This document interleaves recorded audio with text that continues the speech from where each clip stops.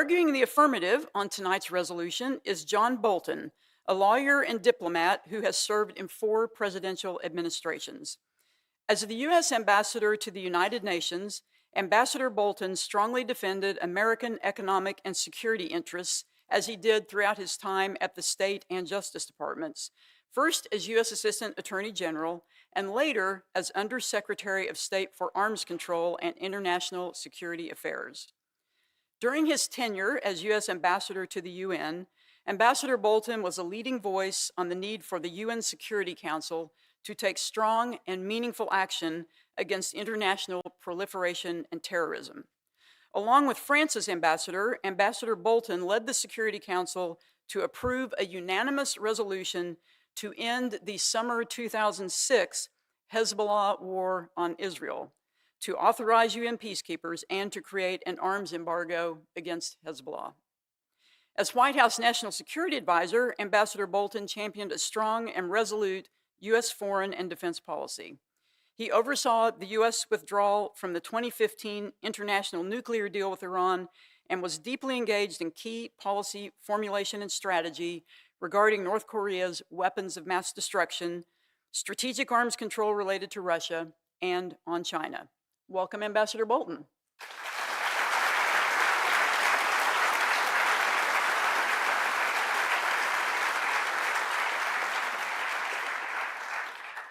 Arguing the negative on tonight's resolution is Vivek Ramaswamy, American business leader, New York Times best-selling author, and former top 2024 Republican presidential candidate. He has become a leading voice on practical solutions using existing legal authority to secure the border and end birthright citizenship for the children of illegal immigrants. Born and raised in Cincinnati, Ohio, he often recounts the sage advice from his father: if you're going to stand out, then you might as well be outstanding. This set the course for his life, a nationally ranked tennis player and the valedictorian of his high school, St. Xavier. He went on to graduate summa cum laude in biology from Harvard and received his JD from Yale Law School while working at a hedge fund. He then started a biotech company, Roivant Sciences, where he oversaw the development of 5 drugs that went on to become FDA approved. In 2022, Mr. Ramaswamy founded Strive, an Ohio-based asset management firm that directly competes with asset managers such as BlackRock, State Street, Vanguard, and others who use the money of everyday citizens to advance environmental and social agendas that many citizens and capital owners disagree with. Mr. Ramaswamy and his wife, who is a throat surgeon, live in Columbus, Ohio, where they're raising their 2 sons. Let's give a warm welcome to Vivek Ramaswamy.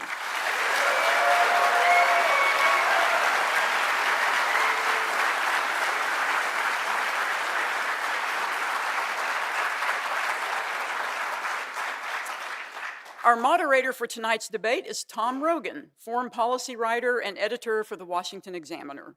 He writes frequently on security and intelligence issues involving Russia, China, and the Middle East. He holds a Bachelor of Arts in War Studies from King's College London, a Master of Science in Middle East Politics from the School of Oriental and African Studies in London, and a graduate diploma in law from the University of Law, London. Among others, he has written previously for The Wall Street Journal, The Washington Post, Reuters, The Independent, The Atlantic, National Review, The Telegraph, and The Guardian. And now I'm going to turn it over to our moderator, Tom Rogan.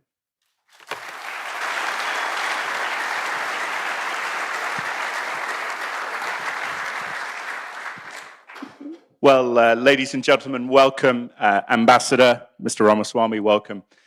It's great to be here at VMI, and I know we all enjoyed meeting some of the cadets earlier.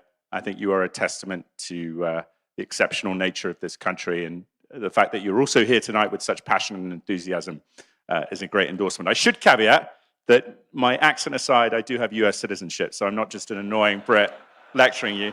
My American grandfather actually was a Pacific Marine, so to the Marines out there, yeah. Anyway, this is an important discussion, obviously, and it probably couldn't come at a better time.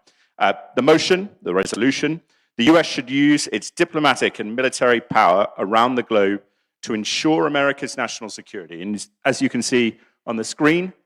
We've had some answers so far, but we'll see what happens at the end of the debate. I would encourage you to cast your vote when it comes to the end. But on that note, I will invite Ambassador Bolton to give his opening remarks.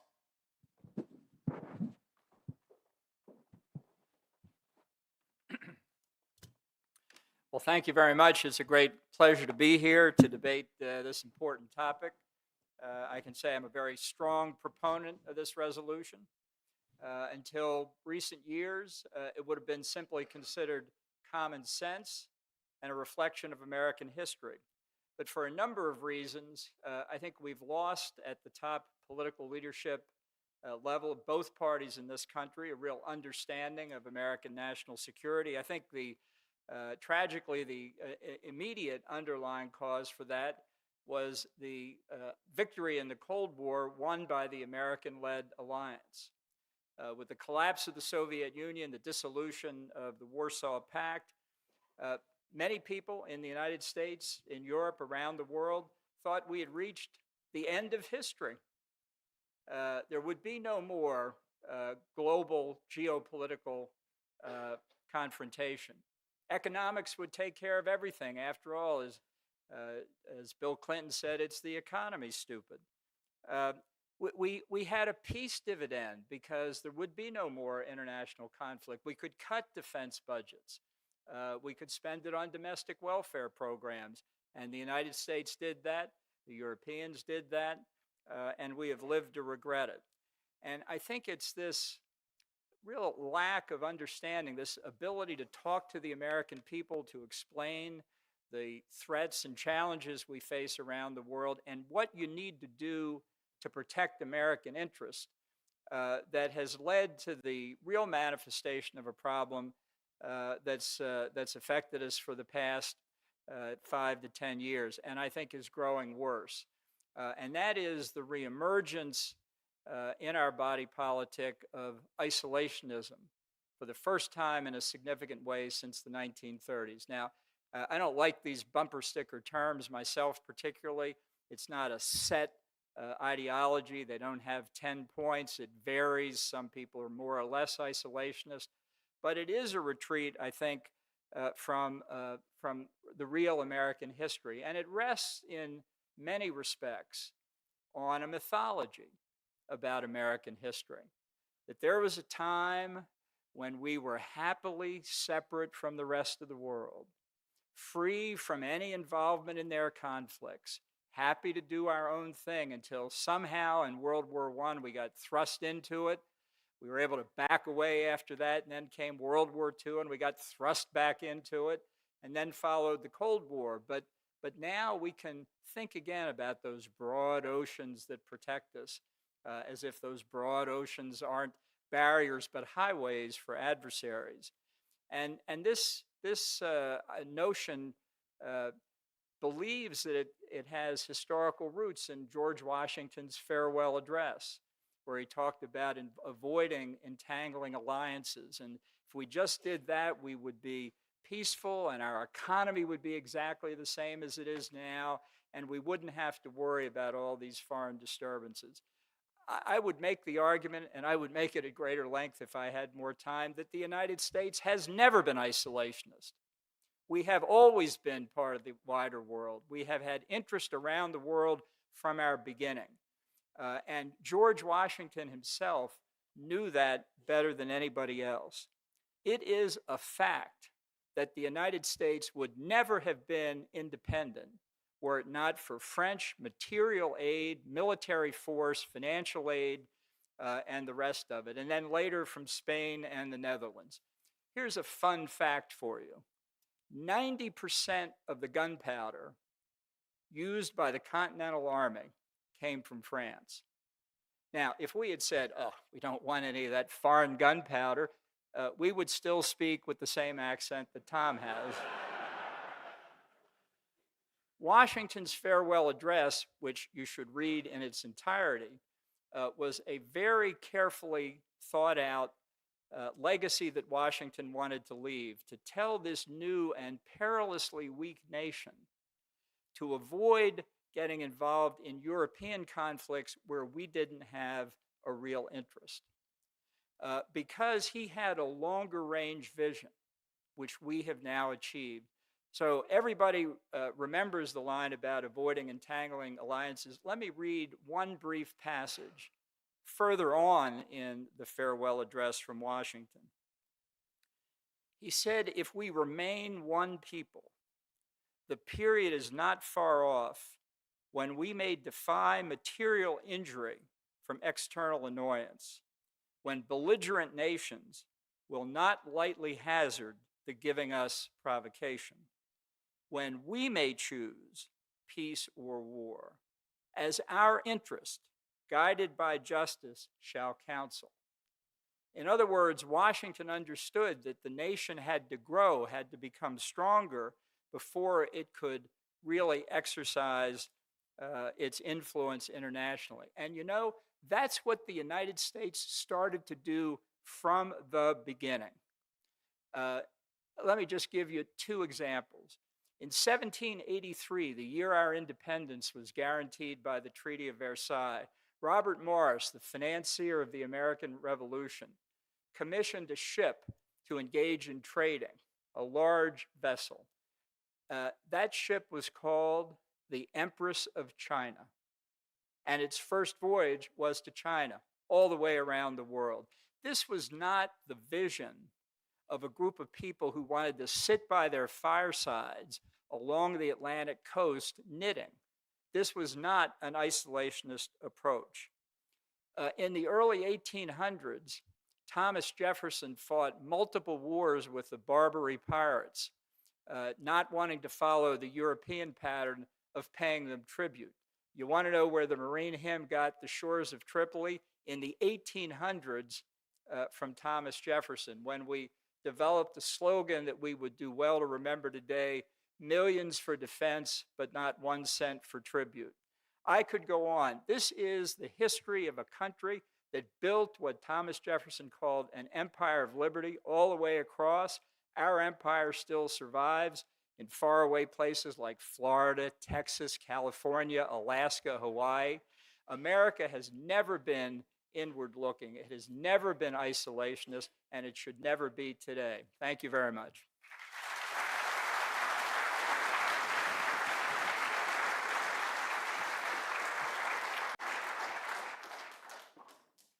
So first of all, I'd like to thank the Steamboat Institute for hosting this debate and VMI for welcoming us. It's been a great few hours here meeting the cadets. And I also want to take a moment to thank Ambassador Bolton for participating in this debate. He has experience likely greater than probably anybody in this large room. And I hope we're all able to learn from that, including through the open dialogue that we have through this debate. I do think that the path to truth runs through free speech and open debate, and I'm hoping that's exactly what we open up tonight. As the resolution is drafted, it's very hard to disagree on the face of it that the U.S. should use diplomatic power and military might to advance America's interests. That's hard to disagree with, and I wouldn't do that. But I think the essence of what's at stake is whether or not the United States, and the way I read it, actually at its core meaning, is whether or not the United States has a role to play as a global policeman. And the answer to that question for me is an absolute no. I have little doubt that Ambassador Bolton and I actually share the same goal for the United States of America in the question of our foreign policy, which is to make the United States of America a stronger nation. But where I think we have some disagreements, and at times deep disagreements, is in the question of how we exactly do it. I appreciated the reference to American history, and I frankly learned a few things from your opening remarks from history dating back to 250 years ago. What I'd like to do in my opening is to refer to the history of the last 25 years and the results of that interventionist foreign policy. Let's start with just the wars in Iraq and Afghanistan. There's the financial cost, $8 trillion on those two wars alone. That doesn't include other engagements in other parts of the world, including the recent Ukraine costs or other parts of the Middle East.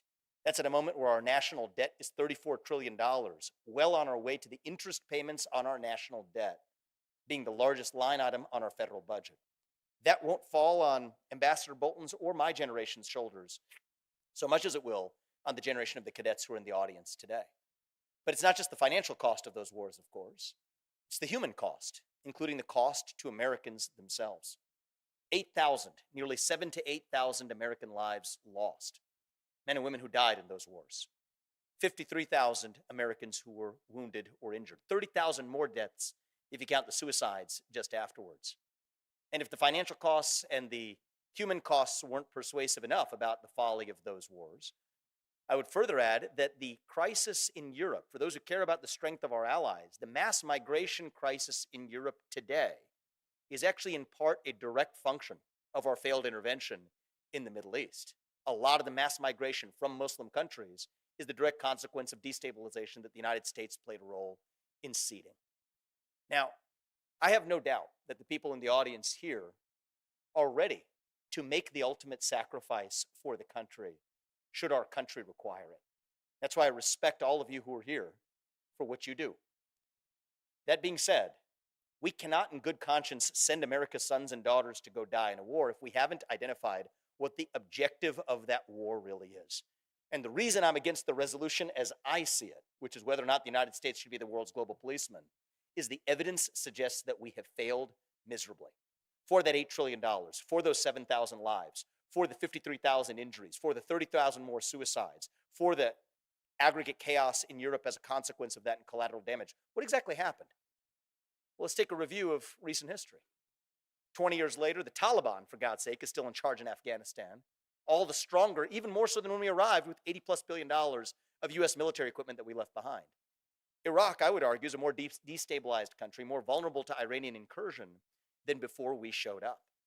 So should we be willing to make a sacrifice, including the ultimate sacrifice for our country when required? Yes. But it better darn well to actually be to advance American interests rather than to undermine those same interests. And over the course of our conversation, a respectful challenge I would offer to Ambassador Bolton is to identify any one of the examples in which we have adopted an interventionist foreign policy in the last 20 years. Iraq, Afghanistan, Syria, Libya, Yemen, you could argue now Ukraine.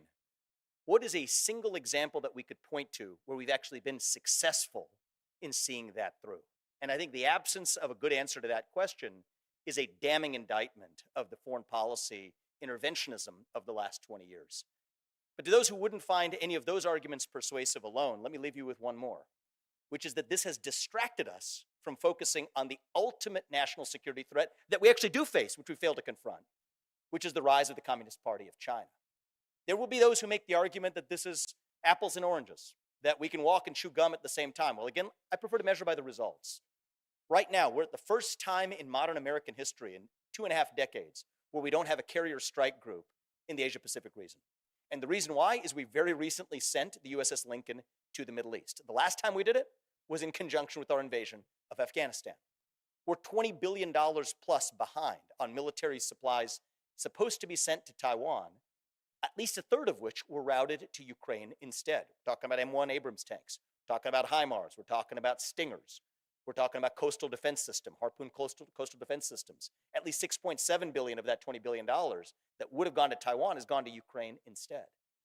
We've actually strengthened inadvertently the Russia-China alliance since the Ukraine war began, which puts China in a stronger position relative to the United States, while the United States itself is in a weaker position vis-a-vis China.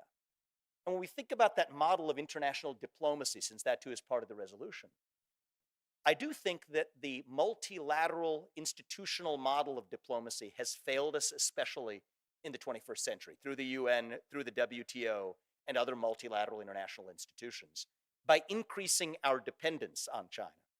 One of the things I did learn, and I appreciated learning from your opening remarks, Ambassador, was I didn't know the fact that 90% of the gunpowder in the American Revolution came from France. But it wouldn't have made sense for 90% of that gunpowder to come from actually our adversary, which is the United Kingdom. Yet today, 40% of the semiconductors that power the Department of Defense actually come from China. 95% of certain of our pharmaceuticals come from China. Most of our military industrial base depends on our chief adversary, China, and that was directly achieved by the model of international diplomacy that was mediated through these so-called multilateral international institutions that created a false equivalence between the United States and China, a false economic equivalence through the climate change agenda that was disproportionately applied to the United States without being applied to China, a false moral equivalence as trading relationships with China created an increased dependence on China for our modern way of life, but also companies like BlackRock or Nike or Airbnb or JP Morgan, who relentlessly criticize the United States without saying a peep about the actual human rights atrocities in places like China. And that undermines our greatest geopolitical asset of all, which is not our nuclear arsenal, actually. It is our moral standing on the global stage. And that is in part a direct function of diluting our resources that have been misspent on wars in other parts of the world, especially in the 21st century, over the period of which China achieved near parity, if not military parity now, with the United States. So those are the 3 points I'd like to leave you with over the course of the evening, is that first, the evidence suggests that the interventionist foreign policy of the 21st century has been nothing short of an abysmal failure. And my point in saying so is not to blame those in the past, but to learn from the mistakes of the past so that we may harness them to correct them in the future.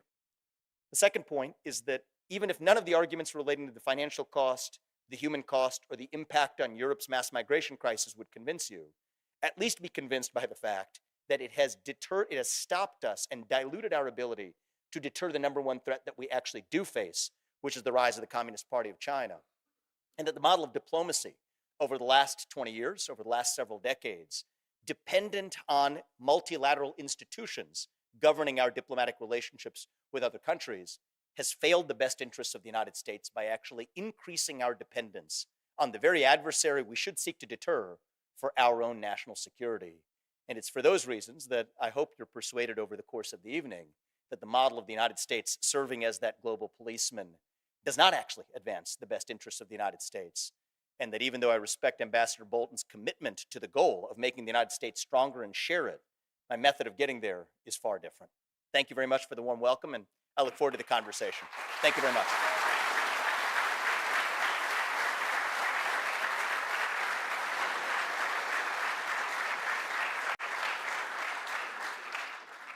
Well, gentlemen, thank you very much for those impressive opening remarks. I think a good area perhaps to start would be, if I was the president and I was asking both of you to do what Ambassador Bolton previously did, be the national security advisor, what would you advise the president to do in this moment, bearing in mind the rising challenge that China is posing to the Philippines and Taiwan, and to Mr. Ramaswamy's point, the relocation of a lot of US Navy assets to the Middle East.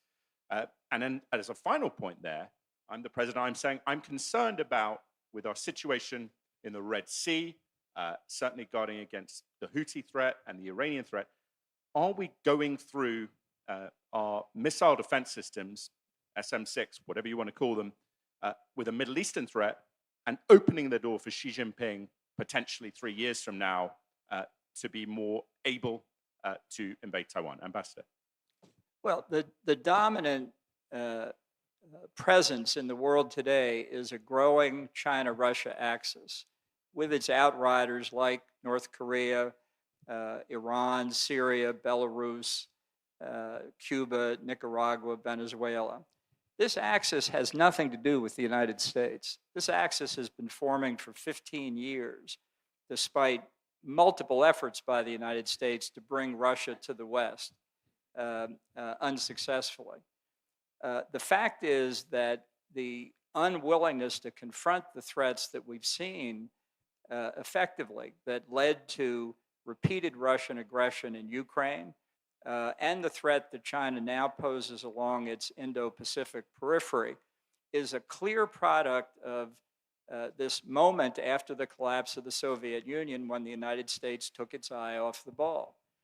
So the first thing I would say to the president is we need to take American defense expenditures, which are roughly 3% of GDP right now, and return them to Reagan-era level defense expenditures of between 5 and 6%.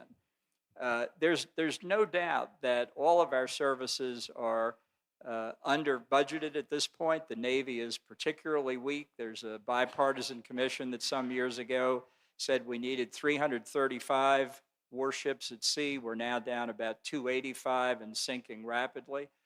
You can't change that overnight, but you could make a start. Just remember, Ronald Reagan's goal was a 600-ship Navy.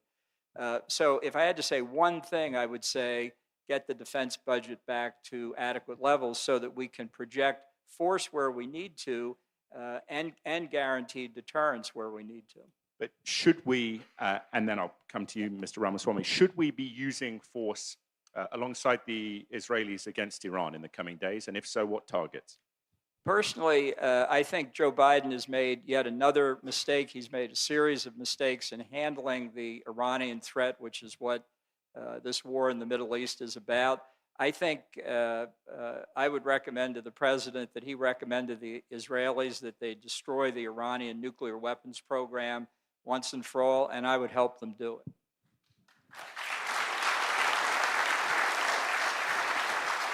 So I'll start with one area where we agree. You heard in my opening remarks, you heard Ambassador Bolton refer to the same thing.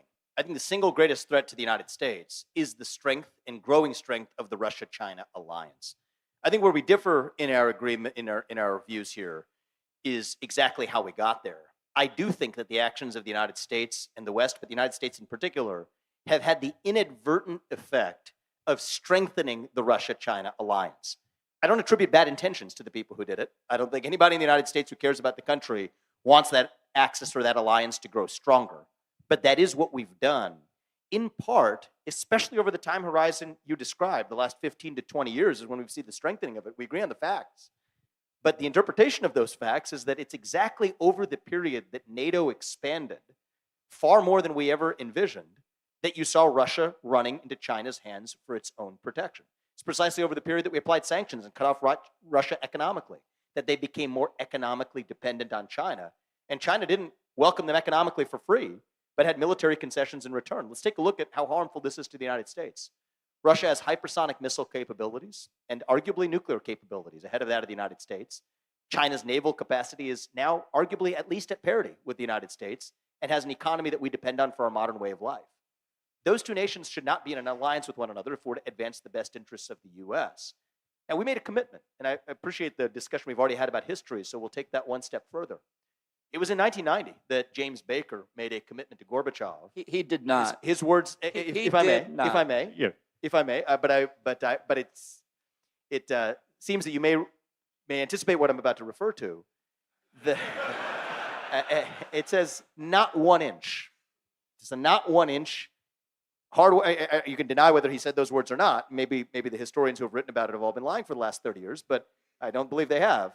He said that NATO would expand not 1 inch past East Germany. The point of NATO was to deter Soviet expansion, yet NATO has expanded far more after the fall of the USSR than it ever did during the existence of the USSR, far further than East Germany. So I believe that has further sent Russia into China's hands out of their own self-interest. You look at the Ukraine war, let's look at the timing of these events. They now upgraded their otherwise 2001 strategic partnership to now what they call the No Limits Partnership, in conjunction in the same year that we actually have the Ukraine war escalation and eventually the start of the Ukraine war breaking out. So I believe that our own best intentioned actions have actually achieved a worst case scenario of a Russia-China military alliance where we now have joint military exercises occurring off the coast of the Aleutian Islands, not far from Alaska, which is part of the United States of America. So if I were speaking to the president, I tried to be the president, but we'll put that to one side. I do believe it's important to have civilian control of the military precisely because we're able to make decisions that are responsive to the electorate. But if I were asked to advise the next president, here's what I would say, is that our top objective in resolving the war in Ukraine should be to achieve peace quickly while advancing American interest, and the top American interest should be weakening, if not dismantling, the Russia-China alliance. Any deal that we do in Ukraine should be contingent on Russia no longer conducting joint military exercises with China. And by the way, we can monitor that. There will be consequences. But that's the top objective we should achieve. Get the Russian military presence out of the West.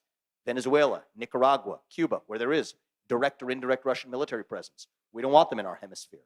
And I think that those should be meaningful concessions that we should extract from Russia in return for at least opening the possibility of reopened economic relations with Russia and allowing Russia to no longer be, Vladimir Putin to be Xi Jinping's little brother, which is a position that I don't particularly believe he enjoys being in. If you look, there are kinks in that armor where he sends weapons to India or other bordering nations to China right after their meeting. Won't let China complete a railroad to reach the actual ocean in northeastern China with Russian land standing in the way. I believe now is our moment to achieve something similar to what Richard Nixon actually did in pulling the Mao led China out of the Brezhnev-led USSR at a moment where that was deemed to be impossible. That's the kind of diplomacy that I think we should use to end the Ukraine war on reasonable terms, end it quickly, de-escalate the possibility of nuclear conflict. But don't do it for free. Require Russia to exit that military alliance with China, exit their military presence in the West, and we will have strengthened U.S. national security interests in the process. And very quickly, if you could do 30 seconds, that question on Iran. Should we be joining strikes with the Israelis? And if so, against what? So my view is Israel is a sovereign nation that deserves the support of the United States to make whatever decisions it deems best for Israel. And I believe that we have actually been unhelpful. Should we be including by joining Biden. those strikes? So I think that decision belongs to Israel. That's my answer. Okay. Do you want to respond to? Yeah, let's get the history clear here. What you've just said is Russia's position. NATO did not expand eastward with an intention of confronting Russia. And what Jim Baker said when he was negotiating the reunification of Germany, and I do think I have some ground to say I know what happened because I worked for him at the time. I don't rely on historians. I was there.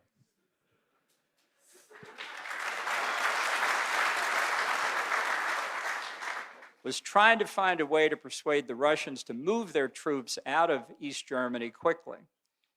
There is no mistake in the mind of the Russian leadership what we said about NATO. And Mikhail Gorbachev himself acknowledged when asked by reporters trying to get the answer that you just gave, that there was never any American or NATO commitment not to expand. Now, why did we take in new members? To pressure Russia? No, because the nations of Eastern Europe and the newly independent republics from the Soviet Union, Estonia, Latvia, and Lithuania, wanted to be free.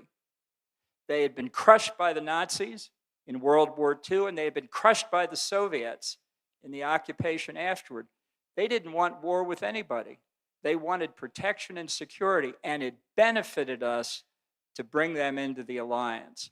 The critical mistake NATO made was in not coming to grips with how far the expansion would go. And by not doing that, we left a gray zone consisting in Europe of Ukraine, Belarus, and Moldova, neither in NATO nor not allied with Russia. And a gray zone is room for trouble. George W. Bush proposed in April of 2008 to bring Georgia and Ukraine into NATO on a fast track.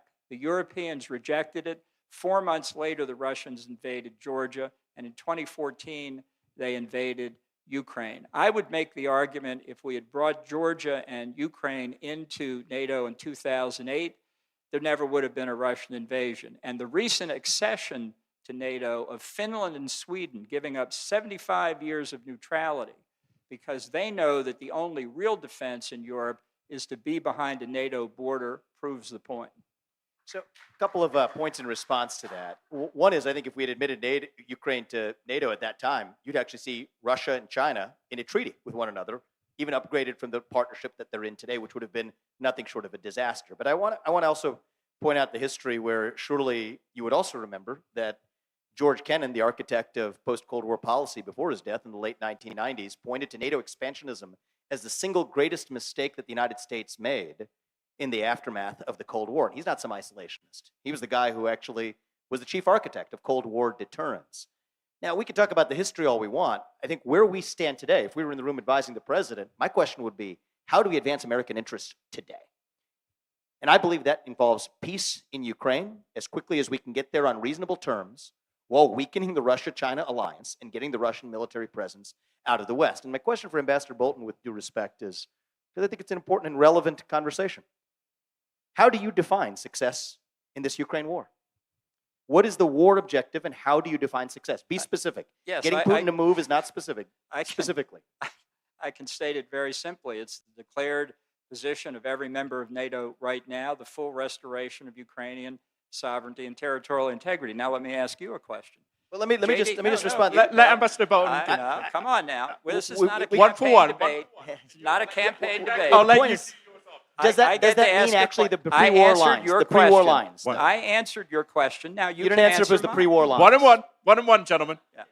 My question is, Senator J.D. Vance has laid out what he thinks a peace deal for Ukraine should look like. A ceasefire in place, Russia keeps the territory it holds, demilitarized zone between the two. He omits the fact there's a different border between Russia and Ukraine, but demilitarized zone, and Ukraine agrees not to join NATO. Do you agree with that? Well, I'm going to first require an understanding of what your answer was to my question to be able to respond to it. And I think the question is, we can actually disagree about what the objective is or whether we should pursue that objective, but we should understand what the objective actually is. So as I understand your response, but I want to make sure I properly understand it before engaging. Your view is that it has to be the pre-war boundaries that have to be restored to Ukraine. That is the war objective that we're solving for. That's what I take as my understanding of your question. That is my position and the present position of the entire NATO alliance. And That's again, right. just descriptive here, not sort of drawing an argument, but just to get the viewpoints on the table. So is Crimea then part of Russia, or is it part of Ukraine? It's part of Ukraine as the Russian Federation agreed at the Belavezia Agreement in 1992. So I think that's at least constructive because we are able to have a discussion where we know what we're disagreeing on. I think it is absolutely not only unrealistic, it is unfathomable that from these conditions, we're going to get to a place where somehow by waving a magic wand, Crimea is going to be returned to Ukraine, Zaporizhia, talking about all of the other parts that are occupied today. That's just not going to happen. It is lunacy. And one example of how that's lunacy is let's just track the recent history. Let's not debate 40 years ago. We could go back that far too. Let's debate the last 2 years. In 2022, Zelensky was willing to negotiate terms of peace before the West, including Boris Johnson, but also the United States, goaded him out of negotiating for peace then. Had Zelensky negotiated in April of 2022 without being goaded by the West, Ukraine would have done a better deal territorially than they could possibly do right now or any time in the foreseeable future. And I think that that is a damning indictment of our own interventionist policies. It wasn't not only not good for the United States, where we've now spent $175 billion more since then, that frankly we could have used to protect our own borders, as well as we wish to protect Ukraine's. But it hasn't even served Ukraine's best interests, where you have 1 million people across both Ukraine and Russia that have either been killed or injured in the conflict since then.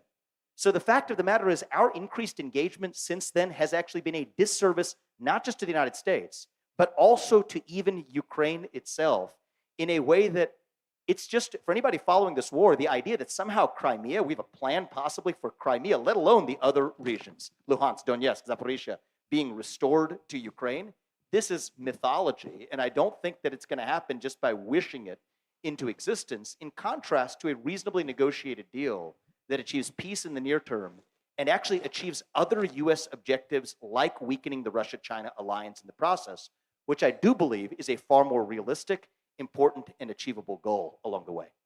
Yeah, I'd like to know when in 2022, Joe Biden, one of the worst presidents we've ever had, I agree with that.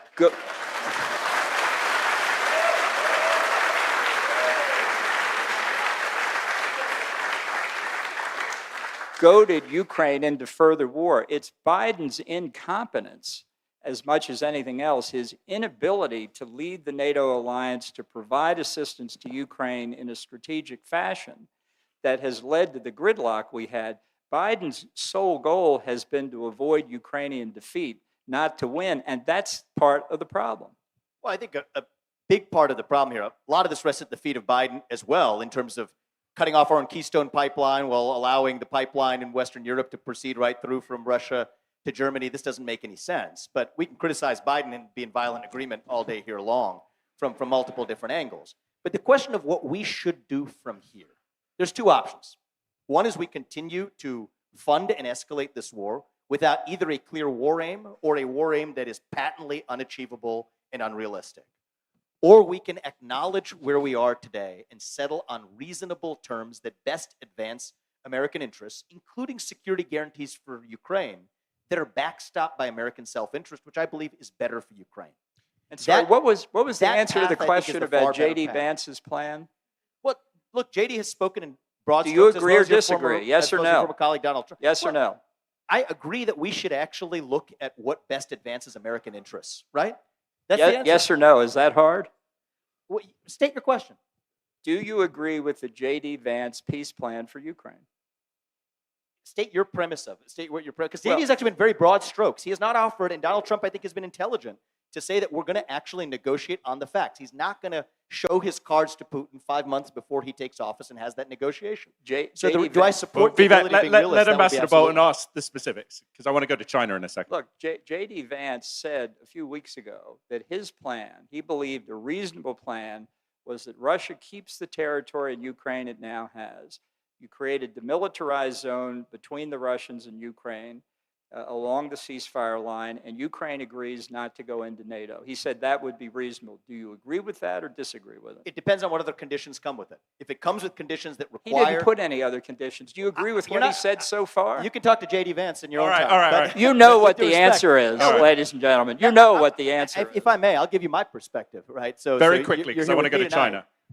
China. And my perspective is, if that comes with commitments to weaken the Russia-China alliance and get the Russian military presence out of the West, that's absolutely a reasonable starting point for discussion. Now, my question back for you is, are you okay? And what is your perspective on whether an American-made missile would be appropriate for Ukraine to use against Russia? And the second part of that question is, what's your perspective on the U.S. response and what it should be if a Russian-made missile hit the U.S.?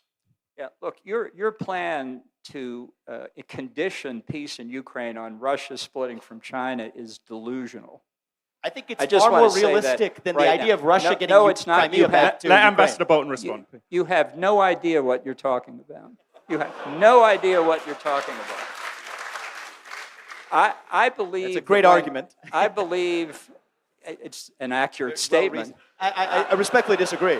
I believe that when a country is the subject of unprovoked aggression like Ukraine is, that implicates fundamental American interests, the fundamental American interest being peace and stability in Europe, which we have sought through 3 wars, 2 hot and 1 cold in the 20th century, that the Russian invasion imperiled, that we should provide the means for Ukraine to defend itself and vindicate our interest in peace and stability. That means that you don't allow the war to be fought only on Ukrainian territory. And yes, the defense of their country should involve the ability to strike targets in Russia. Now, it's difficult at this point because of the way Biden has mishandled it, but there's no doubt that that's something that we should do. And if Russia chose to do what you would do, then we would respond to it. Okay. Exactly. And Vivek, I'm going to let you respond, but no Yeah, more I- questions to each other, because I do want to get to China. I think the conversation is great. All I do think is, especially for the next generation, for whom we strive to set, I think, a good example. I'd love to keep it focused on policy differences, and I have no doubt that Ambassador Bolton, one of the things I love about talking to him is he has a depth of experience that I respect. But I also think that it is going to be the next generation that is impacted by the decisions that the prior generation makes. It's going to be the people in this room who security that we actually care about passing on to the country. And so, though many of these people may not have also been there at the time that George Kennan made that statement in 1998, I think that having a discussion about the future ought to actually be done based on reason rather than on, I'm certainly not going to participate in dunking on my part. But what I will say is this. The hard truth of the matter is, do you believe it is realistic for us to have Russia on the terms of the war that exist they exist right now, to return Crimea and the other occupied regions to Ukraine? I don't think there is a single person who in good faith believes that is a realistic aim at all, versus a negotiated deal that involves reopening some economic relations with Russia, but weaken Russia's alliance with China because of the economic relationship. I think that is the far more realistic path, and one that far better advances U.S. long-run interests. But I'd like for you to make sure we get a clear answer to your second question, because your first answer to the first question was clear. You are okay with American-made missiles being sent in to target Russia. What exactly do you think the U.S. response should be if Russian-made missiles hit the United States? I don't think they dare do it. And I think if they did, they would face severe consequences. Our deterrence works. So they would dare do it sometimes, but not others. The deterrence that's failed was the deterrence against the Russian invasion. Putin has threatened the use of nuclear weapons in Ukraine repeatedly. There's been no evidence that it's anything but pure bluff. His military, as Secretary of Defense Lloyd Austin said a year and a half ago, is being fed into a wood chipper in Ukraine. And that's something that happens to be very much in American interest. But what we need to do, particularly because we'll come to China here in a minute, to convince the rulers in Beijing that we still have the resolve to oppose their efforts to break through the first island chain and to take over the South China Sea, is to convincingly show that aggression like Russia's against Ukraine will be defeated. Because if they think that they can succeed, others will take advantage of it. And I will tell you, the calculus in Beijing is if America and the West won't defend against an unprovoked aggression in Europe itself, we will never come to the side of Taiwan. Okay.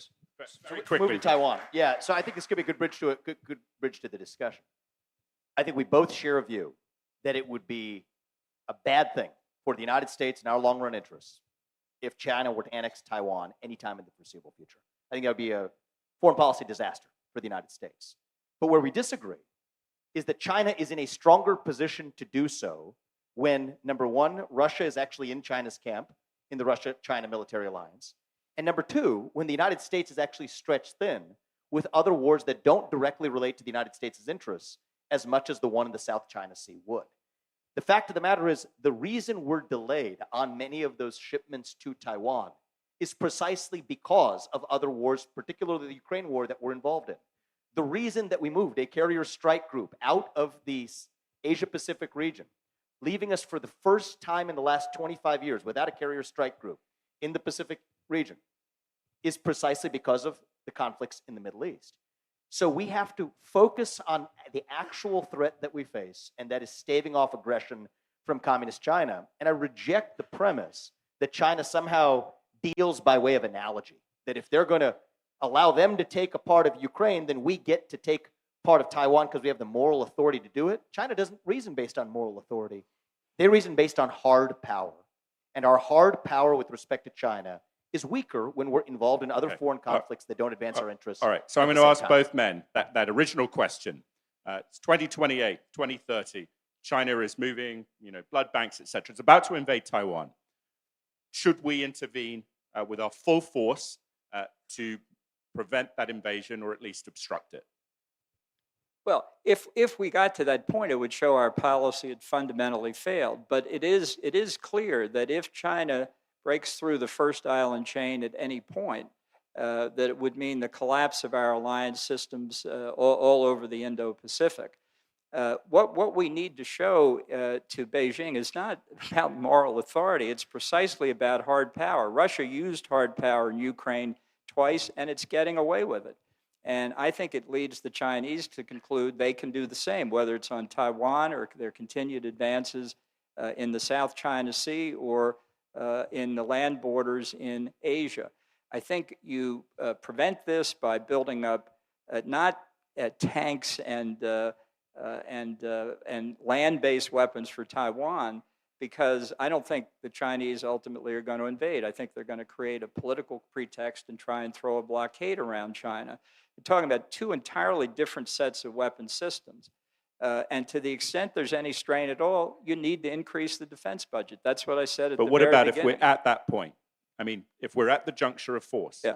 If we have done what we can to put Taiwan in a position to defend itself, and the Chinese do attack, whether through blockade or invasion, yes, I think we have to come to Taiwan's defense. Mr. Ramaswamy. Yeah, so first of all, about the weapon systems being different, I mean, this involves a hubris of expecting that we know exactly how that conflict is going to play out. And it is a hard fact of the $20 billion military supply backlog that we now face up with respect to Taiwan. 6.7 billion or more was actually due to equipment that otherwise was routed to Ukraine. Not just M1 Abrams tanks, but Harpoon coastal defense systems, Stingers, and other military supplies as well that could be relevant to Taiwan's actual defense. So what should we be doing? I agree with Ambassador Bolton that if 4 years from now we're in a position where Taiwan is either being forcibly or indirectly annexed by China, that will be evidence of a disaster in our own policies. We should actually be strengthening our alliance with countries like India. And I don't say that because of, obvious reasons. Some people ask me that. But I say it because actually China gets a good portion of its oil supplies and other supplies through the Indian Ocean, through the Andaman Sea, that if they know that India's on side with the United States to be able to block the Andaman Sea under those conditions, if we know that we have appropriately deterred action, turned Taiwan into a porcupine, occupying that, arming that island with the ability to deter Chinese aggression, that's what a successful strategy looks like. But we are in a weaker, not stronger position to do it when we're also funding wars in Ukraine without clearly directed or realistic war aims to win, when we're drawn into other conflicts in other parts of the world. And I should say it's entirely hypocritical to wear the mantle of just protecting democracies from invasions when we have other situations in the world that we're otherwise, I expect, not going to talk about today, like Armenia, like Azerbaijan's one-sided steamrolling of the Nagorno-Karabakh region, also on the Soviet periphery, where 120,000 Armenian Christians were displaced, where the last time I could check, nobody in the United States stopped to even mention it on the news. So we can't selectively say and have the moral authority to say we're defending democracies, except sometimes when we're actually funding Azerbaijan to displace 120,000 Armenian Christians in the Nagorno-Karabakh region, but somehow wear the mantle of defending democracy. But Mr. when it Ramaswamy, comes to that Ukraine. specific question, you're the National Security Advisor, 2028, 2030, the Chinese are going in. Should we fight to defend Taiwan? I think that right now, first of all, 2024, looking forward, we should do everything we can to deter that from happening. And under 2028, we should look at what best advances American interests, but I think it would be a disaster for Taiwan to be annexed by China. We'd obviously look at the conditions of that. Thank you for that answer. Unfortunately, even though I'm sure many of you have submitted questions, I'm having some internet difficulties. So I'm hoping if there are people, and because you're all well-trained cadets, you're not going to do a speech from the floor. But I'm hoping if anyone has a question and a profound voice in Shakespearean fashion, you might be able to ask that, and then I will relay it to our panelists here. Anyone have a question? Madam, here. Speak loudly if you can.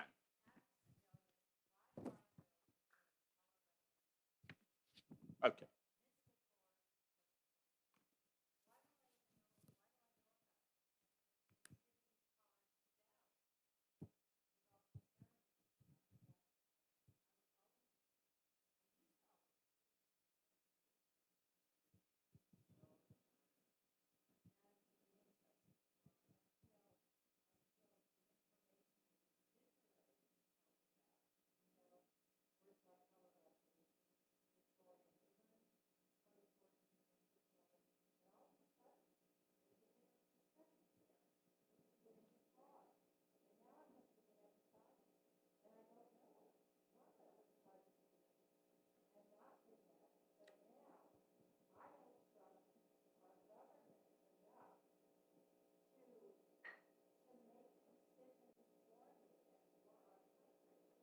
Well, so what about the question then? Should we trust the national security bureaucracy, Ambassador? The deep state as a sort of relevant point there, as former President Trump would say. Yeah. Well, let me say, I don't favor the United States being the policeman of the world. I favor us pursuing our national interest, which is not the same thing. And as to whether there's a deep state, they're not smart enough to be a deep state. If there were a deep state, we wouldn't be here having this debate, I can tell you. There are a lot of good people out there trying to do the right thing, but the idea that we're run by a deep state is deeply paranoid. So I respectfully disagree with that, actually.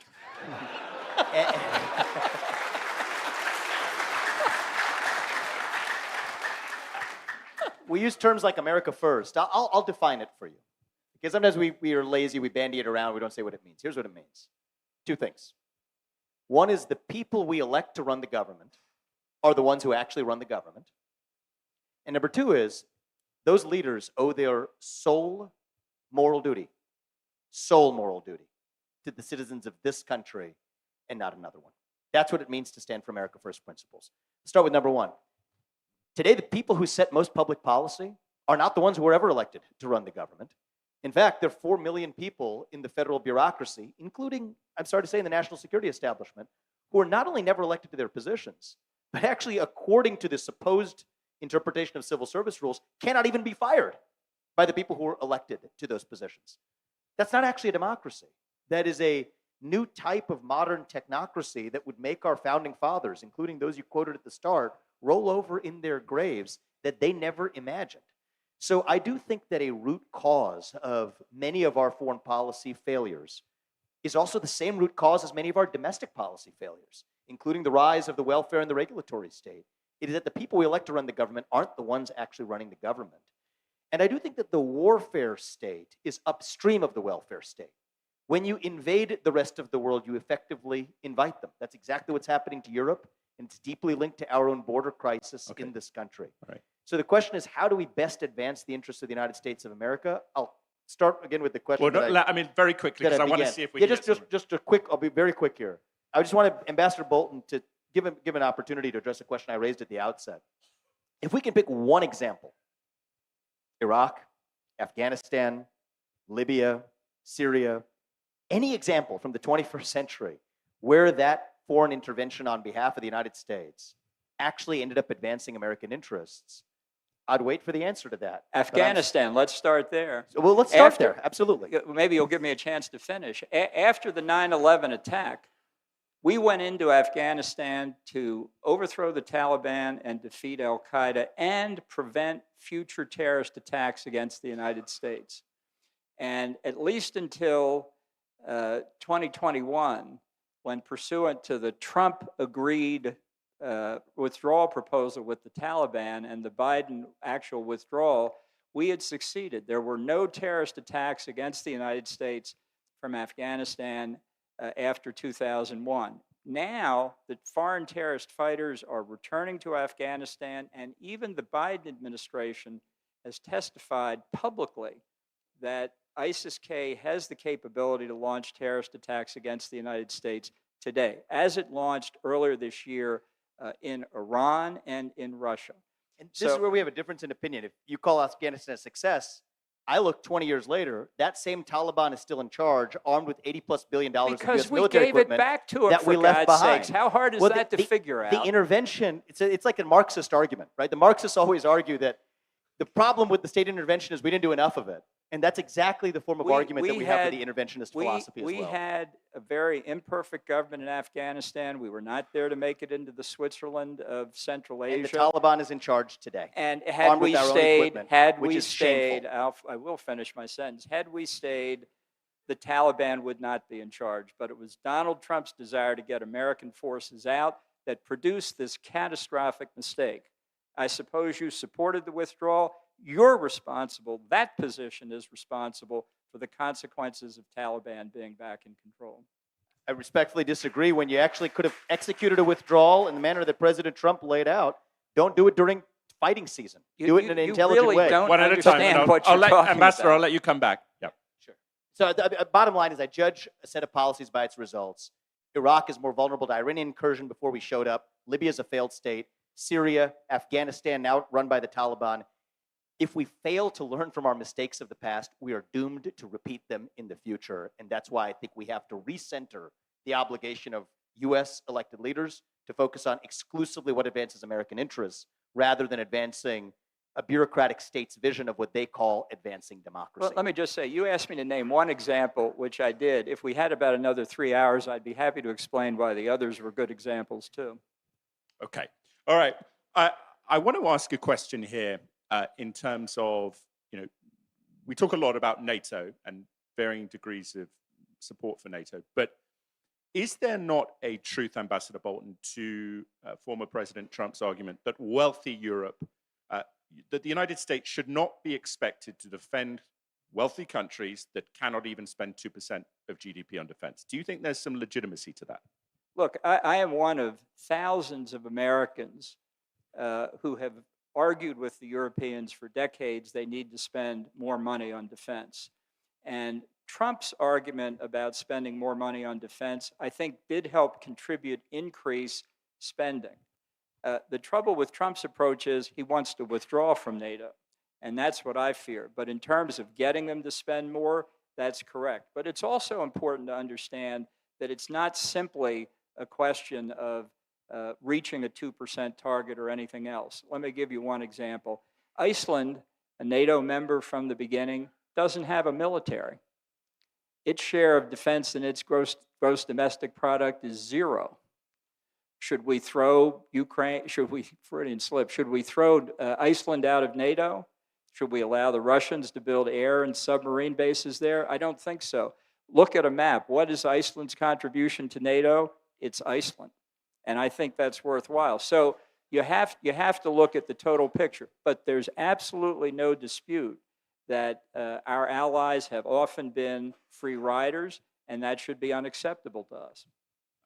Vivek, you can respond to that if you want, but Yeah, there's sure. another question here I want to ask you. The quick response to that is those arguments, as valiantly as they might have been made, weren't very successful if, as of 2023, last year, a majority of NATO countries were still not spending the 2% requisite of their GDP on their own national self-defense. And so I do believe it has this historical model of diplomacy of the last 20 years through these multilateral institutions best advanced the interests of the United States of America. The answer to that question is decidedly no. And I do believe that those arguments have been less successful without using the kind of leverage that President Trump, I think, brought effectively as a leader. So question here, this thing is jumping around. Anyway, how should the United States approach the growing role of China in Latin America? And I'd also be curious to, gentlemen, your opinion about security at the southern border, especially in concerns with regards to terrorist infiltration potentially. But Vivek, do you want to go first?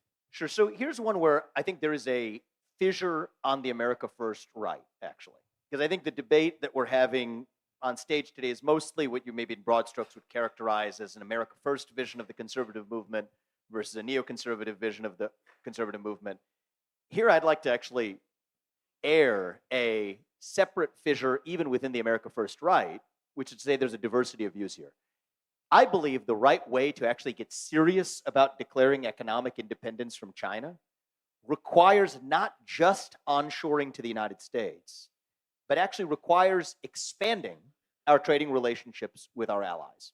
South Korea, the Philippines, Vietnam, India. You could talk about South America in this context where that becomes relevant. And that's different from those whose economic policy is focused on protecting American manufacturers from the effects of foreign price competition. So that's an internal debate to the America First movement that's not going to play out in the next 35 days, something much more relevant with an election coming up. But I do think in the next 3, 4, 5, 6 years is going to become an important dividing line is our seriousness about declaring independence from China so much so that we're willing to expand our relationships with other allies? I believe the answer to that question should be yes from an economic perspective. But if your principal goal is to actually protect American manufacturers from the economic effects of foreign price competition, you're necessarily delaying the timeline needed to declare independence from China. So to your question, not relating only to South America, but even our other allies around the Asia Pacific, I think that if we're serious about decoupling from China and the pharmaceutical supply chain and our military industrial base, that will require more, not less trade with those allies. And the way that we actually make American manufacturers more competitive isn't by protecting them from the effects of that trade, but instead by dismantling the regulatory state, another species of the deep state that actually shackles the American economy. That, I think, is the path forward. Ambassador. Well, I think we have been asleep at the switch on China for a long time. And I think that we have failed to protect our own country and many others from Chinese theft of intellectual property, which they've been extremely successful at. And we've allowed them through the Belt and Road Initiative and a number of other approaches, including outright corruption, to make extraordinary gains, not just in Latin America, but in Africa and South Asia. So this is we come at this at a very perilous point because we've been asleep for so long under this illusion that China would be a responsible stakeholder in international affairs that was engaged in a peaceful rise, none of which was true. And the fact is we need to do more to remove Chinese influence in places where it's gained considerable strength, not least of which is Venezuela, where between Russia and China, they have been able to prop up the Chavez-Maduro regime in ways that are very harmful across Latin America. What this means more than anything else is that Americans have to pay more attention to foreign policy. You can't decree a policy if people don't know what's going on, and you have to be committed to a forward strategy around the world and not say our only problem is China in East Asia. Gentlemen, another big topic looming with the presidential election is the idea of former President Trump's proposal for tariffs, pretty significantly around the world, not specific to adversarial states. What is your assessment of that, and how you think it might interrelate with the exigent question of the resolution in terms of the utilization of American diplomatic power? Because obviously that would be something that our allies, including good allies, would be very concerned about. Vivek, do you want to start on that? Sure. So I think that there's two very different discussions to be had here. One is your goal just to nakedly raise tariffs to protect American manufacturers from the effects of foreign price competition? No, I think the way we protect American manufacturers is dismantle the regulatory state, including a lot of the internationalism through the climate change regulations and otherwise that are shackling American industry vis-a-vis China or other countries to which those same restraints don't apply. That is different from saying that a country is actually already applying higher tariffs to us, either directly or indirectly by otherwise subsidizing domestic industry in their own countries, while not actually giving similar or favorable treatment to US trading partners. If they're already applying that standard, then I think it is fair game for the United States to say, if you're going to effectively apply a tariff to us, we're going to at least level the playing field. The right outcome of that can usually be both countries getting rid of those restraints altogether, and I think that's a good thing. But we aren't really engaging in free trade. That's a myth if the other side is engaging in mercantilism. That was the mistake we made with China. By the way, with the bipartisan consensus in both parties dating back to the 1990s, we thought we could somehow use capitalism as a vector to spread democracy to China. And I don't know if you were in the room when that happened either, but that has been, I think, a miserable failure where we thought we could export Big Macs and Happy Meals and somehow that was going to spread democracy to China. The truth is we thought we could use our money, our investment to get them to be more like us. They used access to their market, their money, in some ways our money, to get us to be more like them.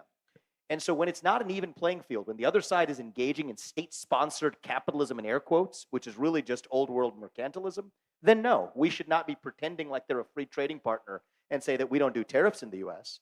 But if both sides are willing to say that we actually don't want restraints or favoritism on either side, and we actually want a level playing field to compete, I think the use of the threat of tariffs as a lever to drive change on the other side is smart, intelligent, and necessary. And that is something I would support. Ambassador. Well, Trump doesn't understand tariffs, which makes a coherent discussion of what he's trying to do almost impossible. But I can tell you what I recommended when I was in the White House is that I wouldn't use tariffs, but I would say that I would pass legislation that said that it would be illegal to import any Chinese manufactured goods or services that were based in whole or in part on stolen American technology. And the argument used against that within the administration was, well, that's almost all of it. It would mean no trade with China at all, which shows that fundamentally we have the capacity to do a lot of harm to China because of the way it conducts trade, the way it performs in the World Trade Organization, that we just haven't taken advantage of. It's the Chinese that took advantage in the WTO of the ability to declare yourself a developing country and get more favorable terms on some trade agreements, which is outrageous given China's economic strength. The answer to that, I thought, was declare the United States a developing country and then see what happens. Very quick, because then we have to. We soon will be if we're spending any more than $8 trillion on a lot of wars that don't advance our interest. I do want to come back to the woman's question earlier, though, because this is the embodiment of the culture and character of the deep state. Okay, and I think this is important for every American to understand. I think a lot of the professional civil servants view the presidents, the ones we elect, who come along every few years, as cute little puppets that come and go. They don't really understand. Actually, I happen to believe that Donald Trump really does understand what he's doing with respect to economic policy, including his use of the threat of tariffs. But I do think when we think about the character of both the economic policy expert establishment and the national security policy expert establishment, there is embedded in it, and I think you see it on stage tonight, a fundamental skepticism of actual self-governance and democracy. The idea that, okay, the guy you put in charge, he really just doesn't get it, therefore it's our job to do it instead. And I think that's actually, we talked about the American Revolution at the outset, that's why we fought an American Revolution. We said hell no to that vision, because that's the way old world Europe viewed it. That the people and the ones who they elect can't be trusted. Let's let Ambassador Bolton come in, and then we'll go to an essential distinction on display of exactly what goes on. I have to let the ambassador. In true Washington, I'm D.C. glad he said earlier he wasn't going to engage in dunking up here tonight. It wasn't. It was an observation the fact, of the character of culture, Washington, D.C. I will try and finish this sentence, too. I couldn't agree more. I'd love to see the size of the civilian part of the federal government reduced enormously, reducing the regulatory burden, the useless expenditure of money. But the idea that there's you use the term warfare state, I'd love to hear that definition. All right. We could save your rebuttals for your closing remarks, but I would ask the ladies and gentlemen of the audience, I'm afraid we've run out of time here, to please cast your votes on the resolution to see if anything has changed. To remind you, the resolution: the US should use its diplomatic and military power around the globe to ensure America's national security. So it looks like it's shifted a bit. But anyway, on that note, I will invite Ambassador Bolton to make his closing statement.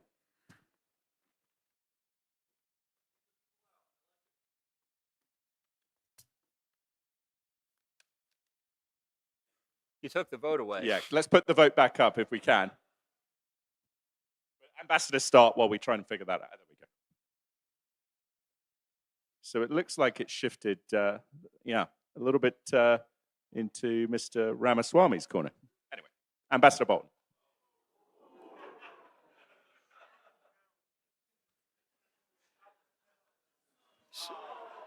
I don't know why we keep taking it down, but Ambassador, why don't you start, because we're running low on time here. Look, I think it's important that we understand what's at stake in the wider world. The United States has concrete national interests that go directly to the kind of life we enjoy in this country, our economic prosperity and our freedom, that depend on a certain measure of stability and order in the world. And the fact is, since 1945, what little order and stability there is in the world has come because of the United States and our alliances, not because of anybody else. Now, it is a fact that other people benefit from the order we bring, but we benefit from it most. And the fact that others benefit doesn't mean we're doing this out of the goodness of our hearts or because we're nice people, although we are. It's because it's in our interest to do so. This is something that is fundamental to continuing to enjoy those benefits. And if we're not prepared to do it, if we're not prepared to bear those burdens, then we will see significant changes. It's not to say that there haven't been mistakes made over the past 25 years. Of course, that's right. But let me ask you this: who else in the world will protect our interests better than us? The Europeans, the Chinese, the United Nations? These are all fantasies. What little order there is and what prospect there is for it to continue is for us to engage in what Ronald Reagan called peace through strength.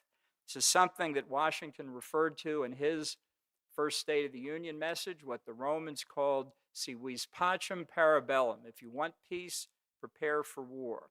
This is the fundamental basis for the privileges we enjoy because of our strength around the world. And the idea that because we've encountered difficulties or made mistakes, that we can fade away from Europe, that we can fade away from the Middle East, that it's only China we have to worry about, doesn't take into account that right now China is an active participant in the war in Ukraine.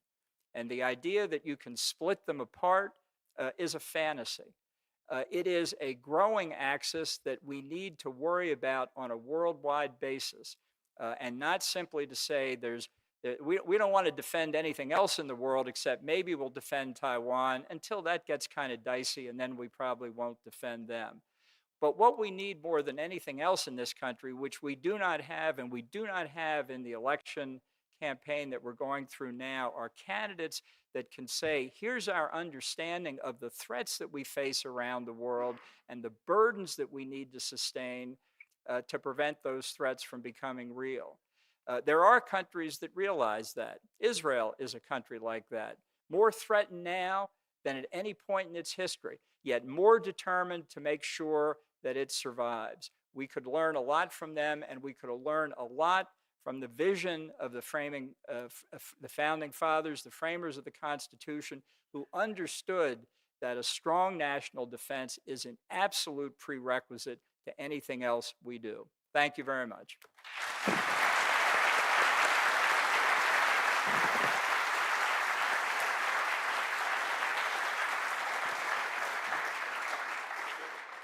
First of all, I want to thank you for moderating a great debate, and Ambassador Bolton, at times, obviously a heated discussion, but I want to thank you for your participation in it as well.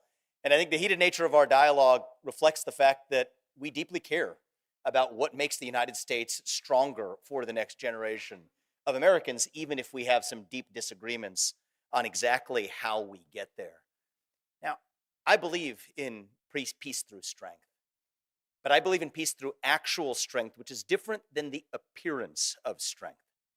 I believe there's a generational difference on stage tonight. And I don't just mean that in the fact that we're obviously of different ages, but of different perspectives from our experiences. I think if you come from an era in the United States where you remember that era of the Apollo missions, remember the era of putting that man on the moon, the idea that we as Americans can achieve anything we set our mind to, of course, I believe you're likely to see the world through a prism where you believe that we can intervene in multiple different foreign conflicts and prevail at the same time, including achieving goals in Ukraine that involves the restoration of Crimea and all the other regions that are occupied, because we've done it before. That was the America we know, we love, we miss.